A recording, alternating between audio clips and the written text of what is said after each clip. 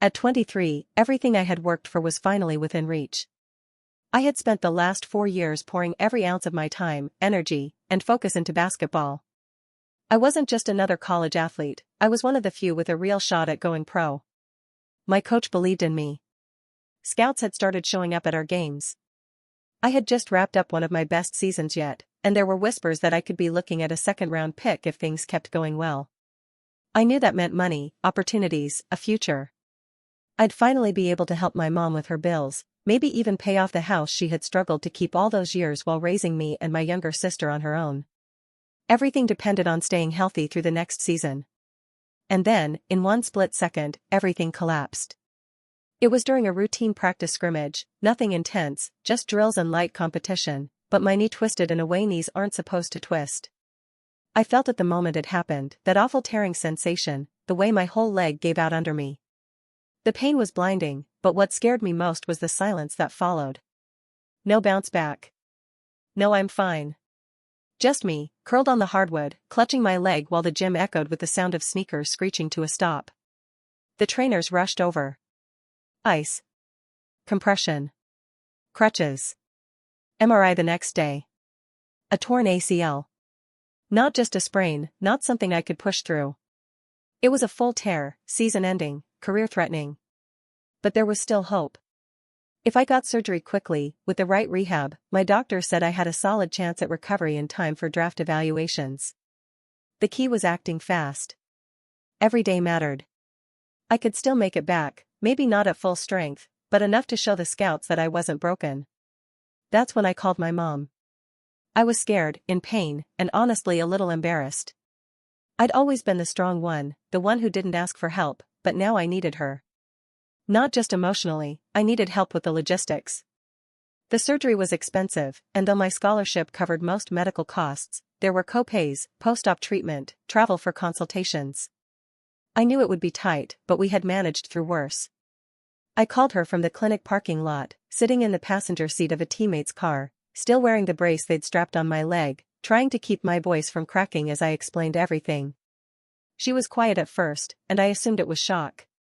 But when she finally spoke, her voice wasn't full of concern. It was hesitant. Almost rehearsed. She told me the money was gone. At first, I didn't understand. What money? The emergency fund she'd always kept. The savings from my part-time job I'd sent her during off-season? She clarified, she meant the scholarship coverage, the emergency fund, and even some of the money my uncle had loaned us for family emergencies. All of it. Gone. I sat there, stunned, the phone pressed to my ear, as she explained in this bizarrely calm tone that she had used the money for a vacation. A vacation. Not a funeral. Not a medical crisis. A week-long trip to California with my little sister, Abby. She said Abby deserved something special before senior year started. That she had been under a lot of stress lately. So they flew to San Diego. Stayed in a resort. Rented a convertible. Went to Disneyland. I don't remember much of what I said after that. I know I asked her how she could do this. I asked if she understood what this meant for me. She said something about how I always land on my feet, and that basketball isn't everything. She told me she didn't regret it. Not even a little. That it had been a once-in-a-lifetime bonding trip with Abby, and she wouldn't trade it for anything. My mother, the woman who used to cry when I won high school tournaments, who framed newspaper clippings of my games, just casually told me that my future could wait, but my sister's Instagram-worthy summer couldn't. I hung up before I said something I'd regret.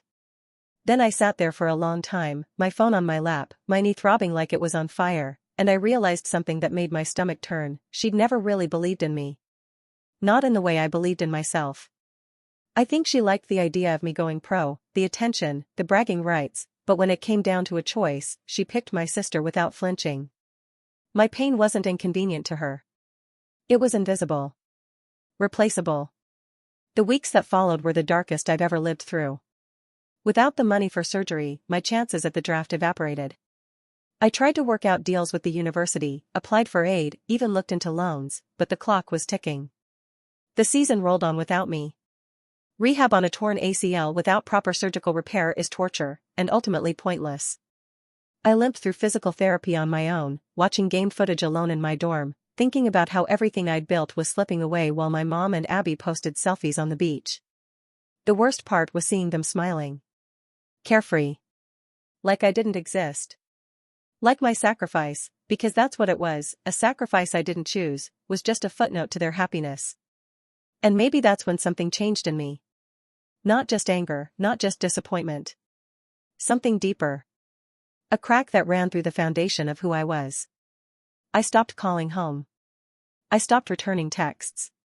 When Abby messaged me weeks later, asking if I liked her new highlights and saying she missed me, I didn't even open it. They had made their choice. And I made mine. There was no dramatic confrontation. No shouting match or cathartic explosion.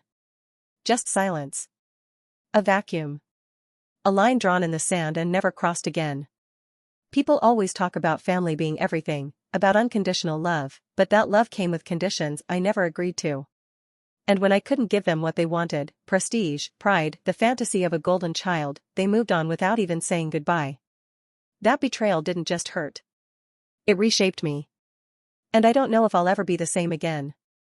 When our dad died, everything changed, but not in the way people expect.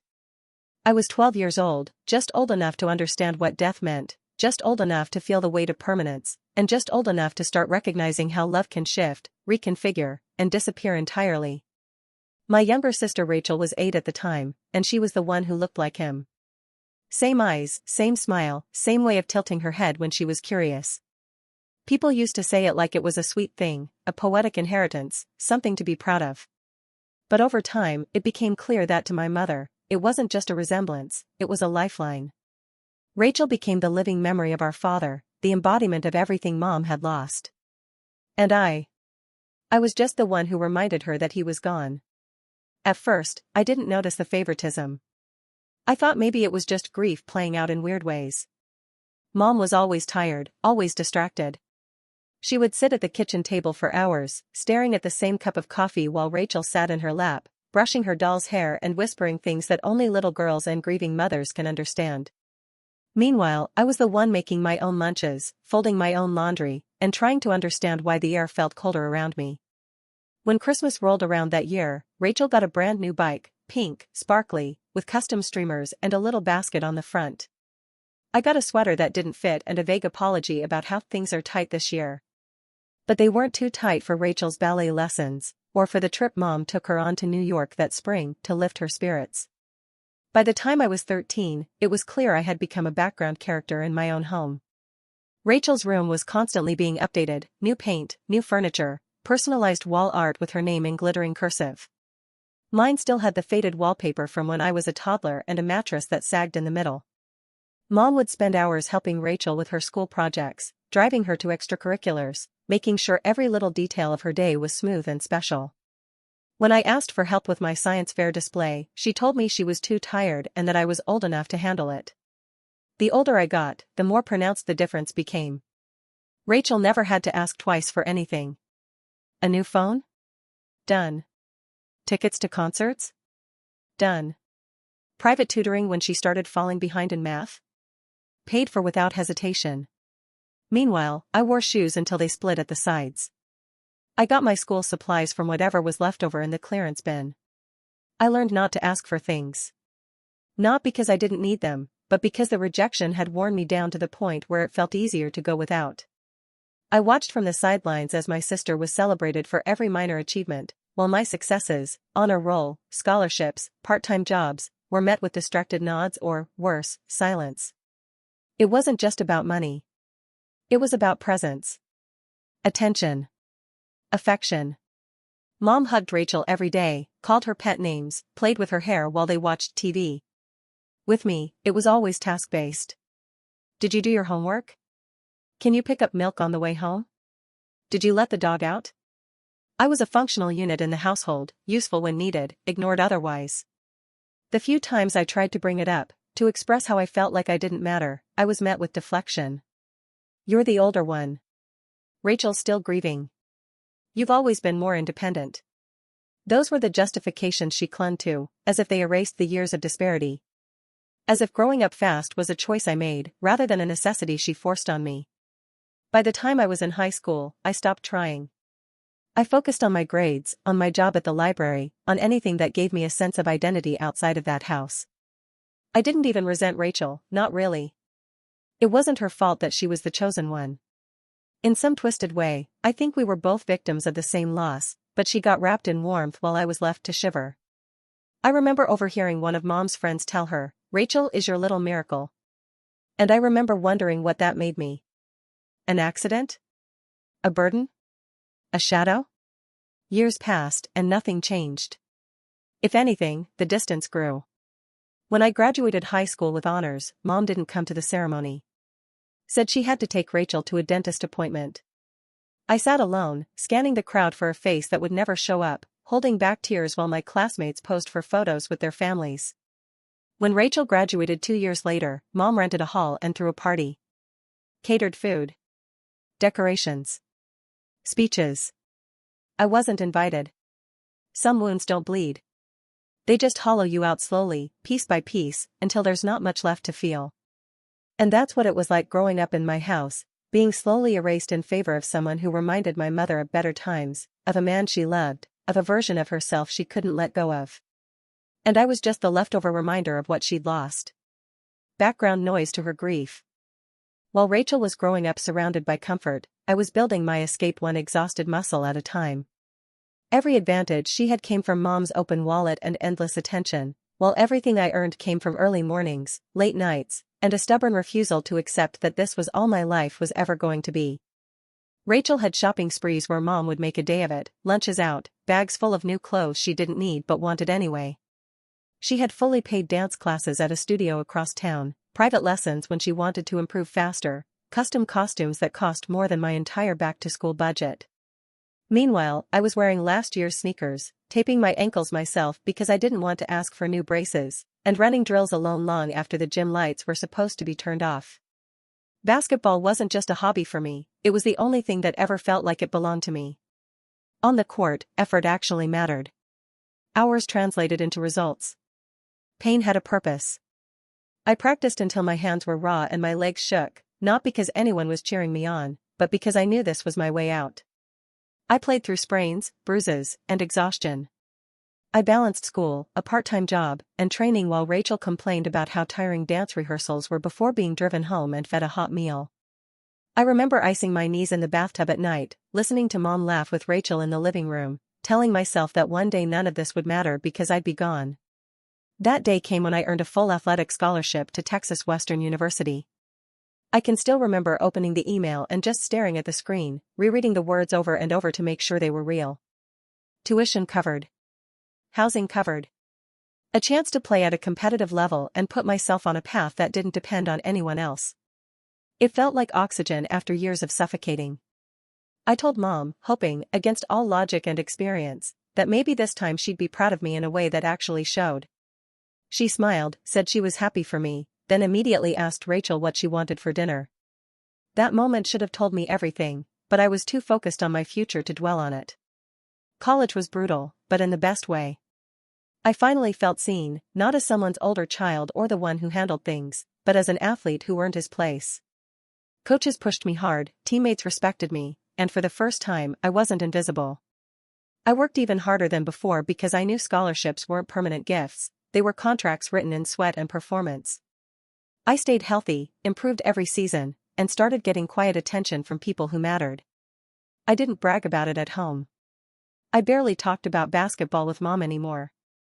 I'd learned that her interest only existed when it benefited Rachel somehow. Then the injury happened, and everything unraveled faster than I could process. One bad landing, one twist that felt wrong immediately, and I knew before the diagnosis that something serious had gone wrong. The pain was sharp and deep, but the fear was worse.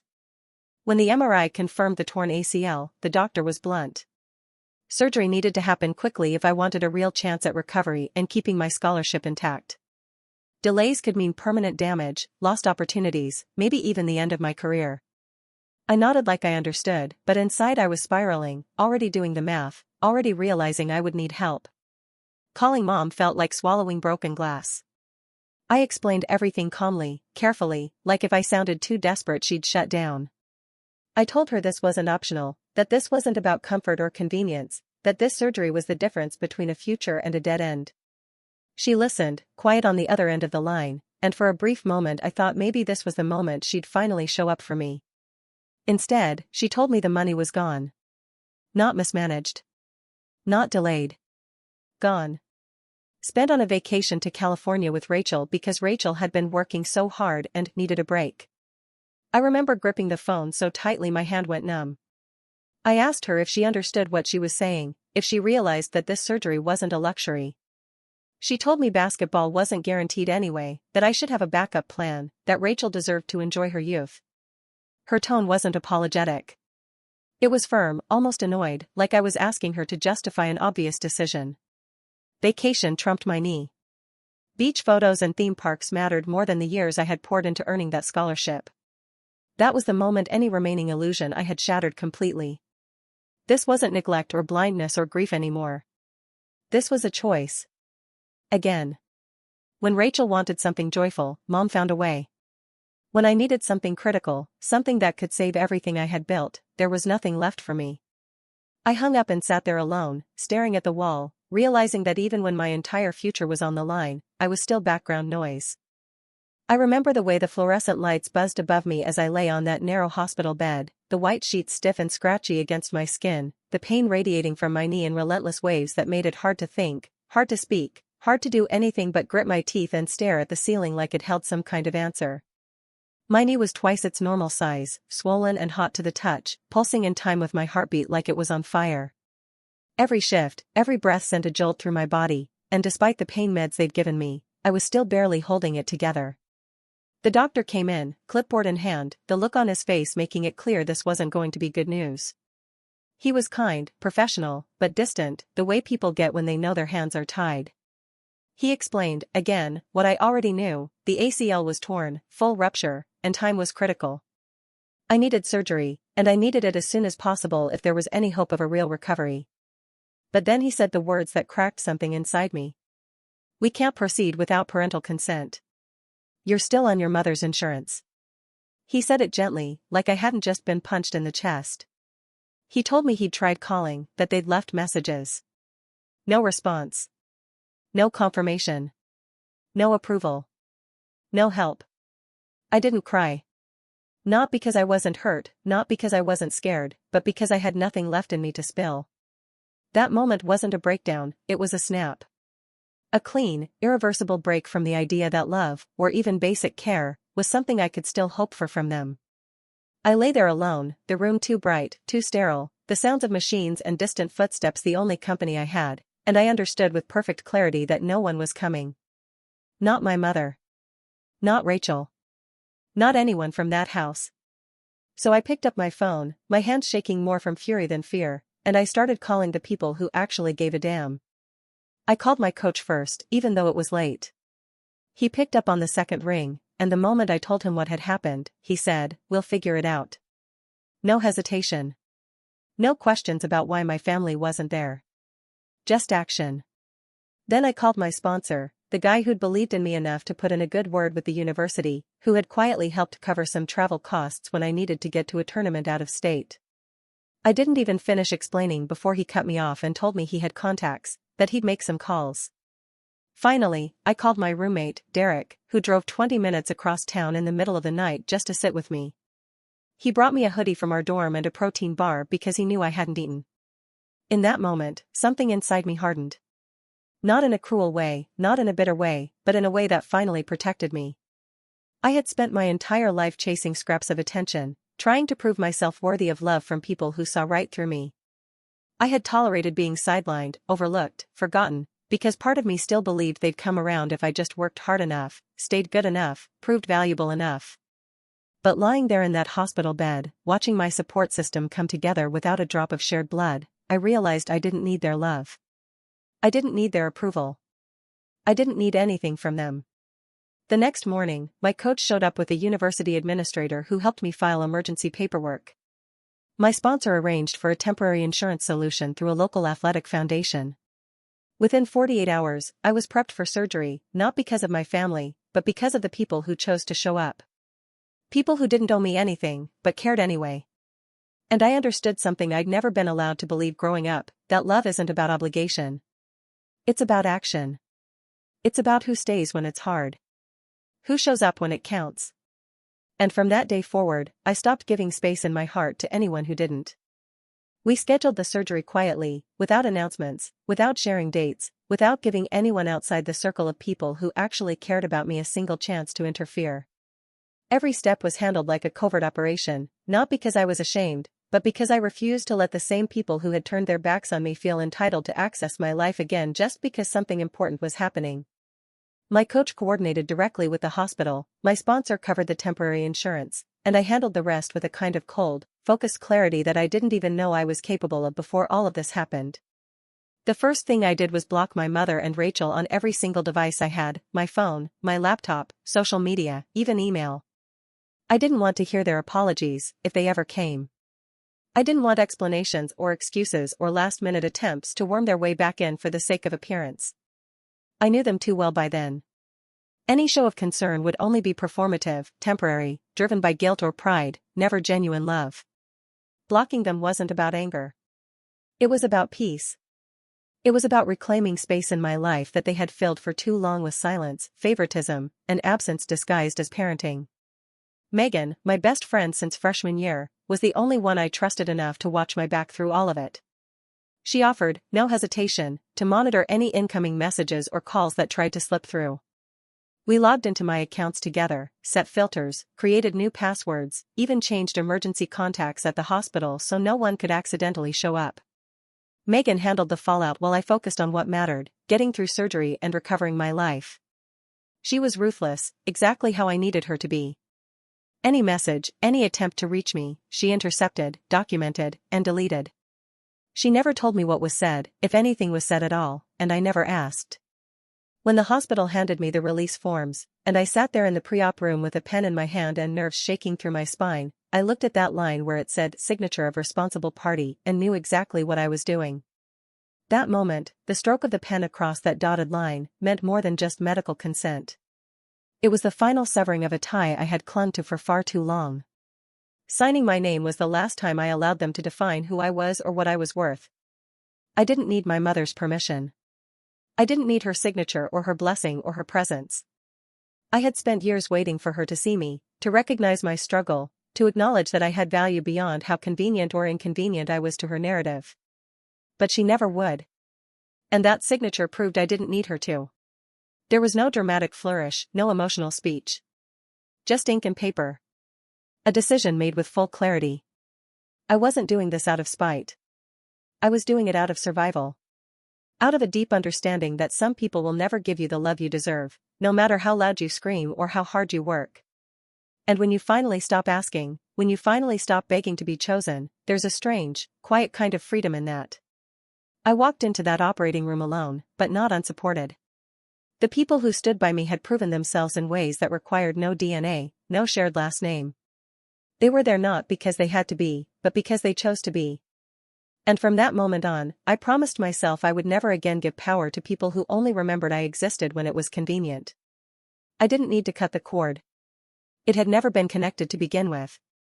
I lay in that hospital bed groggy and half-numb, the thick white bandage wrapped tightly around my knee, the dull ache of post-op painkillers making everything around me feel distant, like I was moving through water. The room was quiet, sterile, filled with the soft beeping of machines and the occasional murmur of nurses walking past my door. The surgery was done. The ligament was repaired. My future was no longer dangling on a thread, at least not physically, but emotionally, mentally, I was somewhere between relief and numb resignation. Megan sat in the corner, scrolling silently on her phone, eyes darting up every so often to check on me, her presence the only anchor I had in a moment that should have been shared with family but wasn't. I asked her, quietly, not really expecting an answer, if they had reached out, my mother, Rachel, anyone. She didn't say anything at first. Then she handed me my phone, not to show me messages, but to let me see what they had been doing while I was being wheeled in and out of an operating room. The lock screen was already open to Instagram. I didn't even need to search their names. It was all there, freshly posted stories and photo dumps, so casual and full of brightness it felt like a slap. My mother, drink in hand, smiling on a balcony overlooking the ocean. The caption said something like "California sunsets hit different." Rachel posing in front of some beachside mural, wearing a new bikini and sunglasses, tagging locations, adding hashtags like #VacayVibes and #blessed. Then came the food photos, the shopping bags lined up along a hotel bed, the boomerang video of clinking mojito glasses with a group of friends I didn't recognize. And the final kicker, a group selfie from what looked like a rooftop bar, both of them beaming into the camera, cheeks sun-kissed, with the caption, "Best trip ever." I sat there, stomach churning with a different kind of sickness, not from the anesthesia or the pain meds, but from a deeper place. They had no idea I'd gone under the knife. No idea what day it was, where I was, how the surgery went, or even that it had happened at all. No check-in call. No text. No curiosity. No concern. While I was being hooked up to IVs and listening to a surgeon explain the risks of nerve damage and mobility loss, they were picking cocktail flavors and choosing filters. While I was waking up groggy and disoriented, unable to move my leg or sit up without help, they were at the beach posting live, laugh, love energy like the last few weeks hadn't even existed. That was the moment the silence became permanent. Before, there had always been a small voice in the back of my head telling me to wait, to hope, to give it time. Maybe they didn't understand how serious it was. Maybe they were just processing in their own way. Maybe. Always maybe. But watching them live it up while I lay in a hospital bed with gauze and staples holding my leg together and a team of strangers caring for me with more effort than my own family ever had, that erased every doubt. I didn't just feel abandoned. I felt erased. Replaced by sangria pictures and beach chairs and Instagram likes. That was their priority. That was what they made time for. I stared at the screen for a long time, the cold glow of their vacation mocking the sterile stillness of my recovery room. The contrast was so sharp it didn't even feel real. On one side of the screen was joy, celebration, freedom. On my side was pain, swelling, silence. No overlap. No intersection. Just proof that we no longer existed in the same universe. I didn't say anything after that. I handed the phone back to Megan, leaned my head back against the pillow, and closed my eyes. Not to sleep, not to cry. Just to breathe. Because the message couldn't have been clearer if they'd carved it into my skin. They didn't care. And once you know that with absolute certainty, you stop asking why. You just stop. Physical therapy was brutal in a way I hadn't anticipated, even after everything I'd already been through. The surgery was supposed to be the hard part, but recovery, that was a different kind of pain, the kind that didn't go away with medication, the kind that demanded everything from you day after day with no immediate payoff. My leg felt foreign at first, like something reattached but not quite mine. The swelling would come and go, the stiffness like concrete. Every session started with me staring at that damn balance board or resistance band, knowing exactly how much it was going to hurt, knowing that if I hesitated, even for a second, I'd start to fall behind. There were mornings when I wanted to quit, when the idea of pushing through another hour of burning muscles and shaky steps made me want to scream. But I showed up every time. I pushed through every tear-inducing rep, every setback, every moment of doubt, because I knew there was no one coming to save me but me. Coach Davis was there for me in a way that no blood relative ever had been. He didn't coddle me or feed me empty encouragement. He held me accountable, made sure I never gave less than everything, but he also reminded me that I wasn't alone. He was the first person to tell me that what I had survived wasn't just physical, it was betrayal layered over injury, the kind of thing that could derail anyone if they weren't careful. He knew the toll that kind of pain could take, and instead of dismissing it, he helped me use it. Turned it into fuel. He adjusted my training plan himself, sat in on my rehab sessions, and checked in more often than he probably needed to.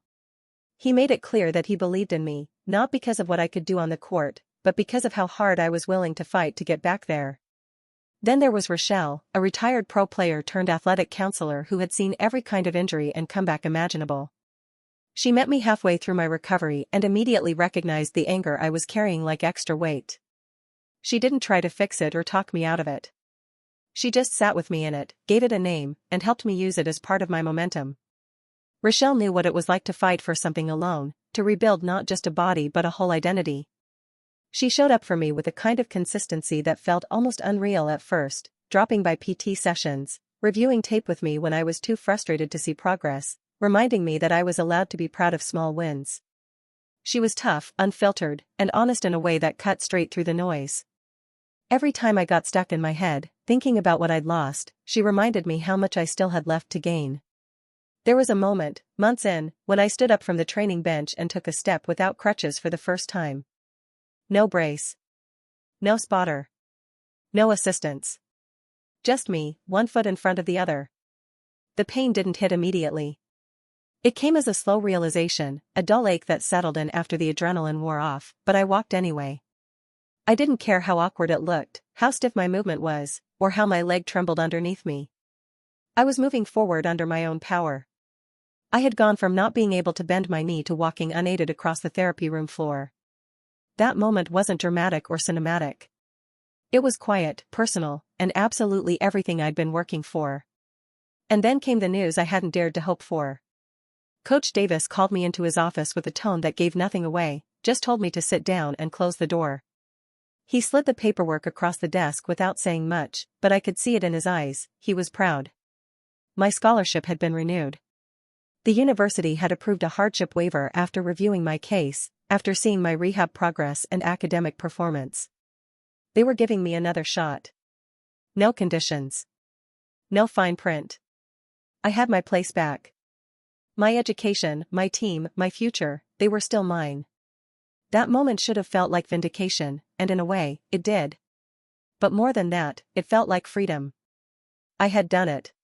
Not with family support, not with safety nets or backup plans, but with sheer will, the help of people who chose to stand beside me, and an unrelenting refusal to disappear into the background. I had rebuilt something that had been ripped apart, not just my knee, but my sense of self, my confidence, my belief that I could still matter in a world that had tried to convince me otherwise. And now, for the first time in a long time, I was walking into the future on my own terms. 6 months had passed since the surgery, since I'd drawn that final line in the sand and walked away from everything that tied me to the version of family I had grown up with. Life wasn't easy, recovery never is, but it was mine, and for the first time in years, I was building something solid, something that couldn't be taken away by someone else's decision. I stayed focused, kept my head down, worked hard through every painful rep, every slow jog, every meeting with academic advisors, every training session. I didn't keep tabs on them anymore, no messages, no updates, no secondhand news. But karma has a funny way of making itself known, whether you go looking for it or not. The first whisper came through a mutual acquaintance back home, someone who had no idea about the silence between us, someone who still spoke of my mother and sister like we were one happy, functioning family. She mentioned, offhandedly, that my mom and Rachel had planned another vacation, this time to Sedona. A healing retreat supposedly, though from the way she described it, it sounded like another luxury getaway disguised under some vague excuse about needing to reset before Rachel's senior year. Spa treatments, hiking tours, and high-end resorts. That was their pattern, dress indulgence up as something meaningful. Only this time it didn't go as planned. A massive storm hit the region just as they arrived. Flash floods, power outages, entire roads washed out. The resort had to evacuate part of its guests, and their excursions were cancelled one by one. Flights got delayed, then cancelled entirely.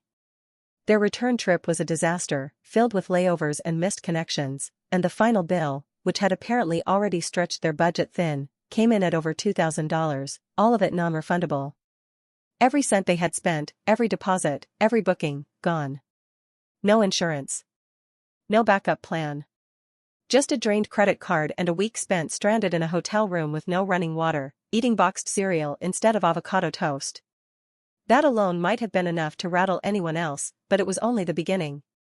Not long after, I heard from someone who worked at the school where my mom had been employed for over a decade, a quiet voice who didn't mean to gossip but couldn't quite hide the discomfort in their tone. Apparently, there had been an internal audit. Routine at first. But something in the numbers flagged attention. Too many expenses filed under vague educational enrichment categories, too many travel reimbursements that didn't add up. They dug deeper. And what they found wasn't just questionable. It was outright policy violation. Over the past few years, my mother had been submitting reimbursement requests for what she described as school-related trips for Rachel, language immersion, college tours, even a leadership conference. But the dates matched family vacations. The receipts showed spa treatments, theme park tickets, luxury hotel stays. None of it aligned with any curriculum. The audit team documented everything and escalated it. There was no courtroom drama, no public scandal, but the consequences were swift and cold. She was suspended without pay pending further investigation. Word got around fast. Emails stopped. Parents started whispering. Her name, once used with respect in PTA meetings, became synonymous with betrayal. I wasn't happy about it, not exactly. I didn't cheer. I didn't laugh. It wasn't that kind of moment. It felt quiet, still, like the settling of dust after a long, chaotic storm. What hit me wasn't vindication. It was confirmation. Proof that the world she had built, one where Rachel's wants always came first, where rules only applied to other people, where consequences never reached their doorstep, was finally beginning to crack under its own weight. For years, I had twisted myself into knots trying to earn space in that world, to be seen in it, to matter. And now I realized it had never been stable. It had always been one more lie away from collapse. The unraveling happened faster than I thought it would.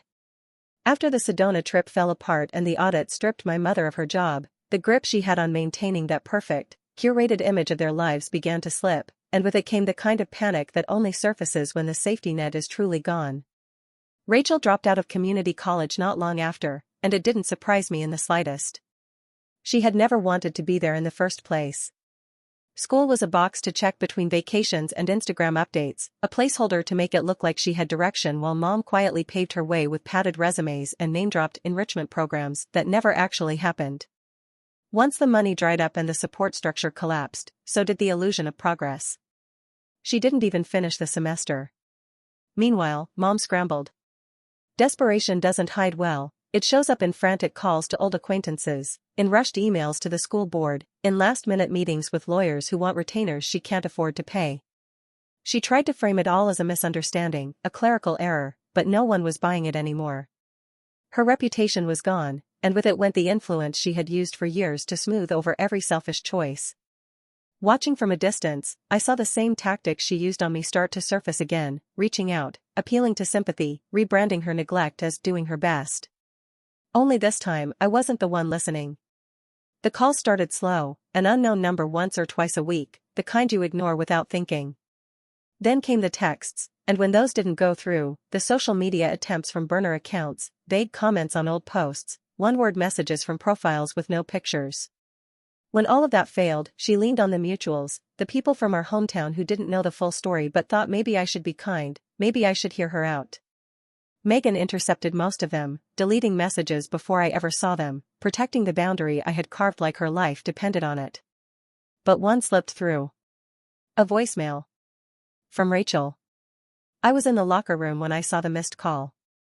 A number I didn't recognize, area code from back home. The message notification hovered on my screen like a weight. For some reason, I didn't ignore it this time. I sat down, put in my headphones, and pressed play, bracing myself for what I already knew would be on the other end. Her voice cracked almost immediately. No greeting, no pretense. Just, "We're in trouble, please." That was it. Not an apology. Not a moment of reflection. Just panic. Fear. The realization that things were falling apart and no one was left to carry the weight. It was the same tone I had heard when she was a child and something didn't go her way, the same helpless pitch she used to summon mom to her side. Only now there was no one left to come running. I didn't flinch. My thumb hovered over the screen for a fraction of a second, then I hit delete. Blocked the number without thinking. No hesitation. No second listen. The silence that followed wasn't empty, it was mine. After years of being the afterthought, the second choice, the utility player in their performance of family, I had taken that silence and turned it into a boundary they could no longer cross. I didn't need to scream or confront or explain. I didn't need to revisit the betrayal or rehash the pain. I just needed them to know that when they finally reached for me, not for love, but for help, I wasn't there. Not out of cruelty. Not even out of revenge. But because I had finally understood the power of walking away and meaning it. I stepped back onto the court the following semester, not as a player, but as an assistant coach, part-time, focused on training younger athletes and guiding them through the same system that nearly broke me. It wasn't glamorous. There were no cameras, no roaring crowds, no recruiters in the stands, but it was mine, and for the first time in years, I felt grounded. Helping others build what I had almost lost gave me a clarity I hadn't expected. I found purpose in the repetition, in the drills, in the quiet moments after practice when a freshman would ask how I'd recovered so fast, and I could answer without bitterness. My body was still healing, but my mind was sharper than ever. That's when I decided to enroll in grad school, sports psychology. I wanted to understand the mental resilience behind performance, not just in others, but in myself. I wanted to know what it really took to come back from the kind of silence, betrayal, and abandonment that I had survived. Juggling coaching, classes, and physical therapy wasn't easy, but I was used to the grind. I'd built my entire life on working twice as hard for half as much, so managing 3 paths at once didn't scare me. What mattered was that I was moving forward, not for anyone else's approval, not to prove anything to people who stopped seeing me years ago, but because I'd finally found momentum that was fully mine. I applied for an internship at one of the top sports rehabilitation agencies in the state, a long shot, but I had nothing to lose. And when I got the call back, when I walked into that facility filled with elite trainers, world-class therapists, and the hum of ambition, I knew I had landed exactly where I was supposed to be. No one there cared about my family name or my past. They cared about my knowledge, my work ethic, and the fact that I didn't flinch when things got difficult. While I was rising, slowly but consistently, their world was collapsing under the weight of its own lies. My mother never got her job back. After the audit, no other school district would touch her. Her name was quietly blacklisted, her email credentials deactivated, her professional contacts evaporated. With no income and legal fees piling up, she had no choice but to sell the house. The same house I grew up in, the one she had claimed she was keeping for the memories, went on the market in less than 3 months. I didn't drive by it. I didn't look at the listing. But I heard from someone that it went for significantly less than she'd hoped, and that the realtor practically had to beg someone to take it after the local rumors surfaced. Rachel was no longer the shining girl with a curated future and a picture-perfect life. Without the financial backing and constant validation, she floundered. One semester at community college became a gap year, then became permanent. Her resume was weak, padded with vague programs and embellished leadership titles from things my mother had arranged.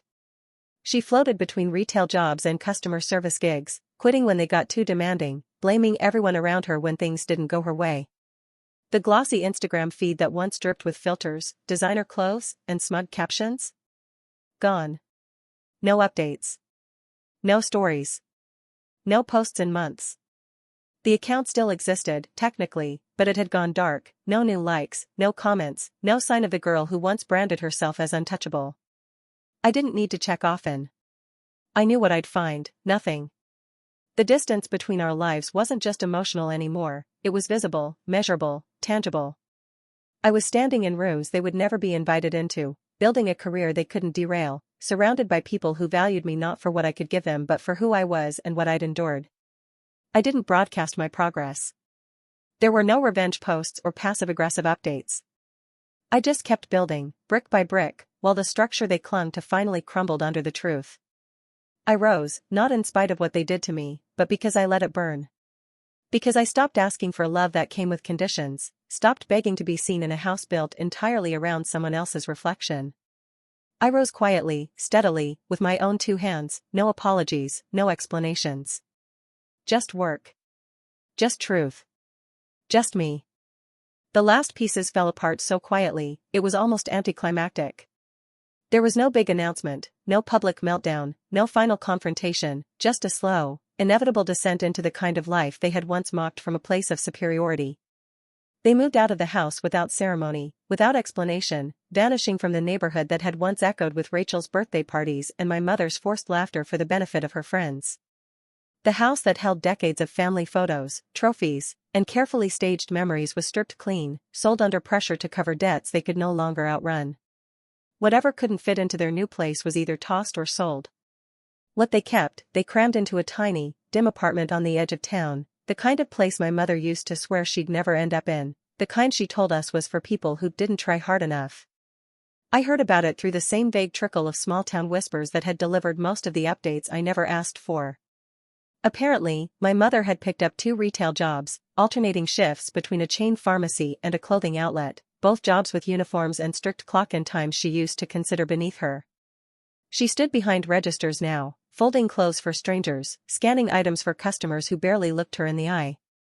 The woman who once spent hours planning vacations and micromanaging school fundraisers now counted down lunch breaks and worked weekends to afford rent. She didn't talk about it online. The proud post stopped. The Parent of the Year performances ended. Rachel, once so vibrant and smug behind her curated Instagram life, went nearly silent. No vacation shots.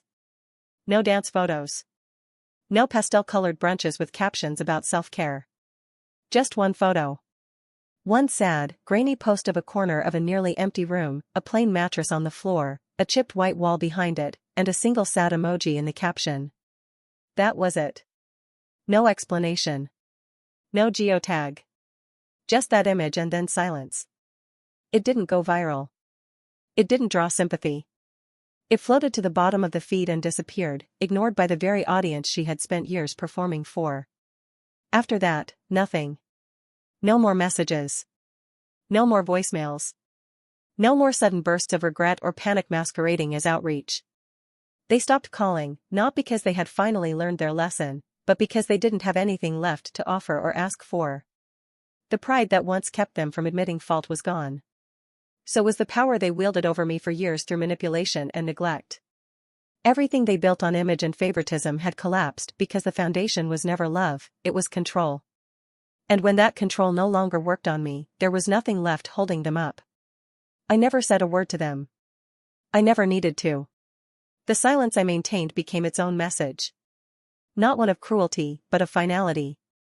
They had made their choice with full clarity, cocktails over care, photos over presents, a beach trip over their son's surgery. And the consequences weren't some twist of fate or bad luck. They were the direct, brutal result of that decision. While I lay broken in a hospital room, they toasted mojitos to a life built on pretending. And eventually, that life turned on them. They fell. And I didn't have to lift a finger. It was one of those late summer nights when the heat still clung to the pavement long after the sun had gone down, the kind of night where the air was thick and slow and every movement felt like it carried extra weight. Megan and I had been too tired to cook, too drained to go out, so we grabbed takeout from a small Thai place near her apartment and sat on the floor, cross-legged and quiet, our backs resting against the worn, overstuffed couch she'd had since undergrad. The containers were scattered between us, half-empty trays of noodles, rice, chicken sauté, and spring rolls, the lid stacked to one side, the chopsticks abandoned in favor of forks somewhere around the middle of the meal. The TV was on but muted, casting soft blue light across the room as some old sitcom played in the background, forgotten and unimportant. It wasn't glamorous, but it felt solid. It felt real. It felt like peace, which was something I hadn't known I'd been craving until I finally sat in it. We hadn't said much for a while, content in the kind of silence that only exists between people who understand each other deeply. It was the kind of quiet that didn't ask to be filled, didn't press or pull, it just existed, gently holding the space between us. I had been staring down at a half-eaten container of pad CEW, mind wandering, the soreness from physical therapy still humming in my legs, when Megan broke the silence in her usual no-nonsense, say it and move on way. They really ruined themselves, she said, her tone more observant than angry, more sad than vindictive. I looked up slowly, not because I didn't know who she meant, but because the words landed like something final. Like the last period on a sentence that had taken years to write. I didn't answer right away. I just sat with it, letting the weight of it settle in my chest. Because she was right. They had. And for the first time in a long time, I didn't feel the urge to argue, defend, explain, or soften the blow. I didn't feel responsible for their downfall, and I didn't feel guilty for not trying to stop it. I just felt clear. I nodded eventually, swallowing a bite of lukewarm noodles, and when I spoke, the words came out low but sure, like they'd been sitting under my tongue for years, waiting for the right moment to be spoken. Family is who shows up when you're breaking, I said quietly. Not who shares your DNA. Megan didn't say anything in response. She just nodded once, with the kind of look that said she'd known that truth long before I did, and had just been waiting for me to realize it on my own. That was her way, not pushy, not preachy, just steady. Present. The kind of presence I had begged for all my life in the wrong places, from the wrong people, not knowing it already existed in people like her. That summer was a season of transformation, though not the kind you see in movies or read about in inspirational self-help books. There were no dramatic montages, no background music, no easy days where the pain just stopped and the healing became simple. Physical therapy was still a battle. Every session left me drenched in sweat, muscles shaking, sometimes on the verge of nausea from how hard I pushed. My legs still resisted me, stubborn and stiff, the scar along my knee a constant reminder of everything I'd been through. But I kept showing up. I did the exercises, I listened to my therapist, I fought through the days when nothing felt like progress. And slowly, so slowly I almost didn't notice, it got better. At first, it was small things. I stopped needing the brace. Then the cane. Then one day, without even realizing it, I caught my reflection in a storefront window as I walked across campus and saw it. My gait was normal. No limp. No uneven steps. No protective stance. Just a clean, even walk. Something so simple most people never think about, but to me, it felt like a miracle. It felt like victory. But the real change wasn't in my body. It was in my mind. I was no longer walking through life waiting for someone to show up and save me, waiting for love that was never coming, for recognition that would never be given. I had stopped checking their social media. I had stopped wondering if they were thinking about me. I had stopped holding my breath for the apology that would never come. Somewhere between the hospital bed and the locker room, between the rehab appointments and the long nights studying sports psychology textbooks, I had learned to breathe on my own. To live on my own terms. To define my value by my own standards. They were no longer a part of that equation. While I was rebuilding, they were dissolving.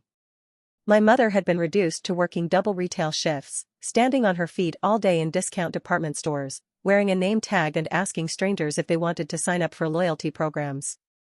The woman who once lived for appearances, who prided herself on being respected and envied among her peers, now had to schedule her lunch breaks and fight over hours with teenagers.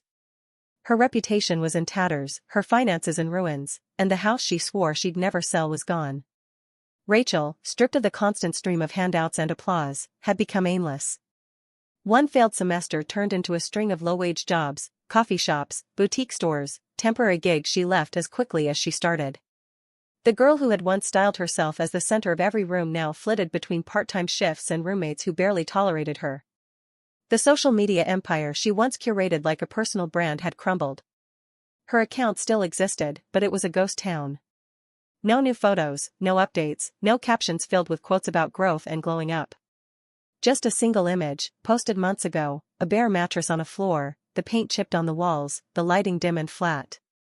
No words, just a single sad emoji. And then nothing. No calls. No messages. No new numbers trying to sneak through the block list. Eventually, even the quiet attempts to reach out through mutual friends faded away. The silence that had once felt like abandonment now felt like relief. I didn't want revenge. I didn't want confrontation. I didn't even want acknowledgement. What I had wanted, all those years ago, was simple: to matter. To be chosen. To be loved with the same intensity they had given each other. But I no longer needed it. I had outgrown the hunger for something they were never capable of giving. I had found family in people who didn't owe me anything. In Megan, who sat with me through every dark hour and never once asked for credit. In Coach Davis, who showed up in ways no father figure ever had, and in Rochelle, who helped me rebuild without ever asking me to pretend I wasn't angry first. These were the people who saw me when I was breaking and didn't look away. They were my family, not by blood, but by presence, by effort, by the unwavering choice to stand by me without condition. That summer, I didn't just learn to walk again. I learned how to live again. Not for approval. Not for attention. But for myself. For the version of me that had been buried under years of trying to be enough for people who couldn't see past their own needs. I rose, not in a blaze of glory, but in the quiet, steady way that real healing happens, step by painful step, surrounded by the right people, guided by the right lessons, grounded in the kind of self-worth that no one can take away. I walked out of that summer taller than I had ever been, not because of what I had gained, but because of what I had let go of. And I did it all without them.